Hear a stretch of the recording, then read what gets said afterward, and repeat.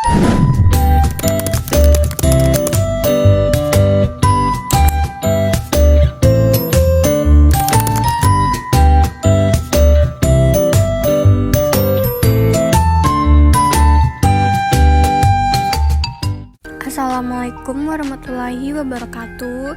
Perkenalkan, nama saya Amanda Septiani dari D3 Farmasi tingkat 2. Saya akan menjelaskan tentang karbohidrat biokimia. Selamat menyaksikan. Pengertian karbohidrat dalam dunia farmasi dan biokimia. Karbohidrat adalah biomolekul penting yang berfungsi sebagai sumber energi, komponen struktural, dan molekul fungsional. Karbohidrat digunakan dalam formulasi obat sebagai eksipien seperti laktosa dalam tablet dan sebagian komponen aktif dalam terapi, misalnya dextran sebagai pengembang plasma. Dalam biokimia, karbohidrat berperan dalam metabolisme sinyal seluler dan biosintesis glikosprotein serta glikolipid yang mempengaruhi berbagai proses biologis dan penyakit. Yang pertama ada struktur karbohidrat, yang kedua ada klasifikasi karbohidrat, yang ketiga ada fungsi karbohidrat, yang keempat ada proses penyerapan karbohidrat oleh tubuh, yang kelima ada kualitas karbohidrat. Pengertian dan struktur karbohidrat, nama lain sakarida gula, rumus umumnya adalah CnH2ON. Setiap gram karbohidrat mengandung 4,1 kalori. Yang kedua ada polihidroksida aldehida atau polihidroksi keton, polihidroksi gugus OH-nya banyak. Ada 10 molekul karbohidrat, ada 3 yaitu ada hidrogen, karbon, oksigen. Karbohidrat yaitu ada Fischer, rantai terbuka yaitu fruktosa dan glukosa. Yang kedua ada Haworth yaitu rantai tertutup, ada fruktosa dan glukosa. Klasifikasi karbohidrat berdasarkan gugus fungsi. Yang pertama ada aldosa adalah karbohidrat dengan gugus hidroksil dan aldehid. Dan yang kedua ada ketosa adalah karbohidrat dengan gugus hidroksil dan keton. Klasifikasi karbohidrat berdasarkan jumlah molekul penyusunnya, yaitu ada monosakarida, oligosakarida, dan polisakarida. Gula sederhana, gula kompleks mengandung lebih dari 2 molekul gula dan terikat dalam satu rangkaian.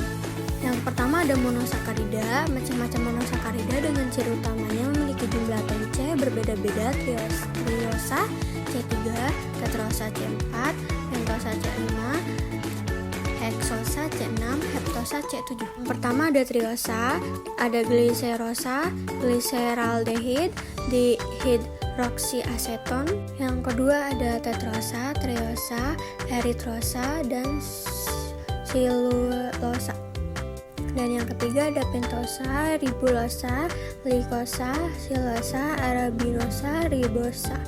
Yang kelima ada heksosa, fruktosa, galaktosa, glukosa, manosa. Yang terakhir ada heptosa, pseudoheptulosa. Jenis-jenis monosakarida yaitu ada glukosa, gula madu, fruktosa, gula buah. Yang ketiga ada galaktosa, hasil hidrosil laktosa. Sifat-sifat monosakarida ada sifat glukosa memutar bidang polarisasi cahaya ke kanan, dapat diidentifikasikan dengan larutan Fehling endapan merah bata. Jika difermentasi dapat menghasilkan alkohol. Dan sifat fruktosa memutar bidang polarisasi cahaya ke kiri, dapat menghasilkan endapan merah bata dengan larutan Fehling, dapat difermentasi. Ada sifat galaktosa dapat diproduksi oleh larutan Fehling membentuk endapan merah bata dan tidak dapat difermentasi. Yang kedua ada oligosakarida. Di sakarida senyawanya terbentuk dari 2 molekul yaitu ada laktosa, gula susu, ada sukrosa, gula tebu atau gula pasir, dan yang ketiga ada maltosa, gula malt atau gandum. Trisakarida 3 molekul monosakarida, ada rafinosa, galaktosa, glukosa, fruktosa yaitu ada kacang merah.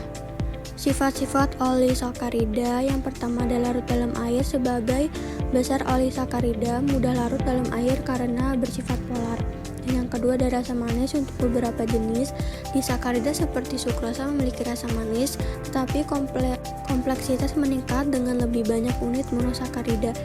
Yang ketiga, tidak dapat difermentasi tergantung jenisnya. Beberapa olisakarida seperti rafinosa dan stakiosa sulit dicerna oleh manusia karena kurangnya enzim yang sesuai.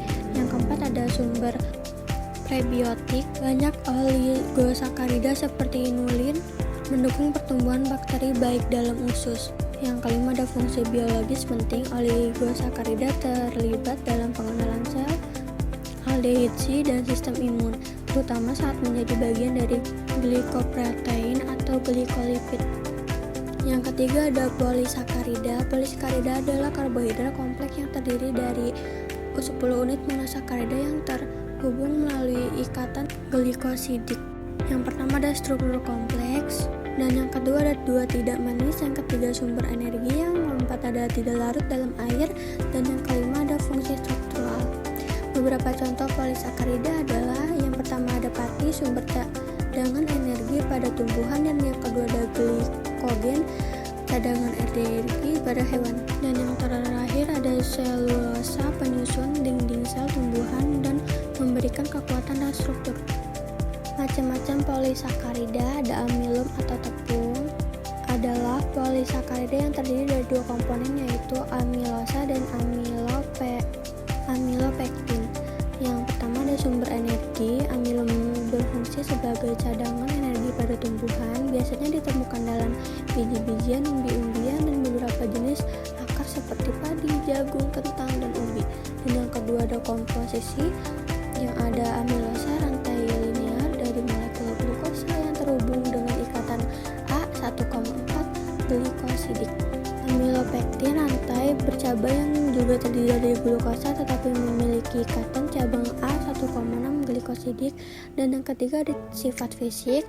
Amilium biasanya terbentuk serbuk putih dan tidak larut dalam air dingin, namun saat dipanaskan dengan air, amilium dapat membentuk pasta atau gel.